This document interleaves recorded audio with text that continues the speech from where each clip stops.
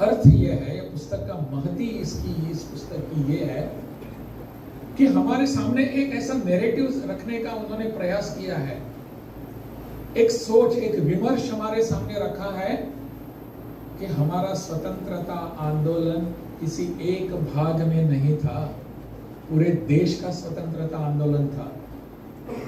और वो भी हमारा स्वतंत्रता आंदोलन बिना खड्ग बिना ढाल नहीं था। अनेक लोगों ने जब गन्स उठाए, हथियार हाथ में लिए, तब जाकर ब्रिटिशों को सोचना पड़ा कि यहां रहना है या नहीं। ढाल भी नहीं थी और क्या वो सत्याग्रह भी हम कर रहे थे, इसलिए नहीं गए वो। जब देखी उन्होंने कि बंदूक इन लोगों के हाथ में है, हथियार इन लोगों के हाथ में है, किसी भी हद तक जा सकते हैं अपनी मातृभूमि को स्वतंत्र करने के लिए, तब जाकर उनके यहाँ विमर्श होने लगा।